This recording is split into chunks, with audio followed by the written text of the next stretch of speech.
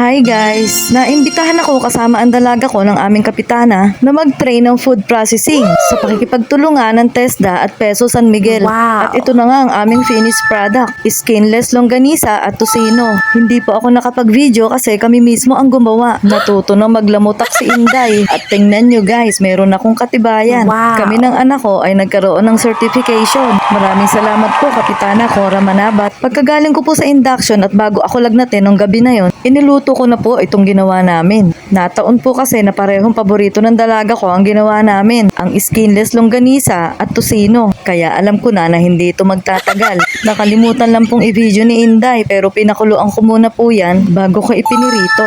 Mapapansin nyo po siguro maraming puti-puti yung longganisa. Madami po kasi kaming bawang na nilagay dyan. Kaso hindi na namin natagtad na mabuti. Pero okay lang naman, kami lang naman din ang kakain. At dahil nga maraming bawang, sobrang bango. At pag naamoy mo, magugutom ka talaga. Garlic flavor po ito. Pero ako po, ang gusto ko talaga yung matamis na longganisa. Kung gagawa naman doon ng sarili, pwede naman dagdagan na lang ang asukal kung gusto ng matamis. O diba, may natutunan na si Inday. Yes! Pero hindi din biro ang gumawa nito. Kailangan kasi matyaga ka maglamutak para mag-combine lahat ng mga sangkap. Pagkaluto ng longganisa ay naglagay naman ako ng tubig sa kaserola para pakuluan ng tocino dahil sobrang tigas pa. Kahit gagamitin lang sa pakulo na tubig, mineral na rin ang ginagamit ko.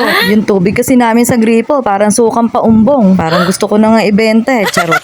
Ito na nga ang aking tocino. At habang pinapakuluan ko yan, anilinis ko muna ang aking magic kawali. At pagkatapos ay pinakuluan ko na din ang tocino sa konting tubig. Ganito talaga ang ginagawa kapag homemade tocino. Para madali na siyang maluto pag ipinirito mo. At nung natuyo na ang tubig, binuhusan ko na ng mantika. Tuwan-tuwa na naman ang magic kawali ko. Yan kasi ang mga gusto niyang niluluto sa kanya, puro prito. Ngayon yun na nga lang pala makikita ang rice cooker na yan sa gilid. Nasira na po kasi siya. Mag-goodbye na po kayo sa rice cooker ko. Charot. Habang niluluto ko nga po pala to, ay nararamdaman ko na sobrang sakit na ng ulo ko. Pero hindi ko pinapansin kasi inisip ko baka mataas lang ang BP ko. Fast forward, naluto na ang aking skinless longganisa at tocino. Masarap pala sa pakiramdam pag ikaw mismo ang gumawa ng pagkain. O paano guys, sa susunod na lang ulit ha. See you on my next vlog. Bye!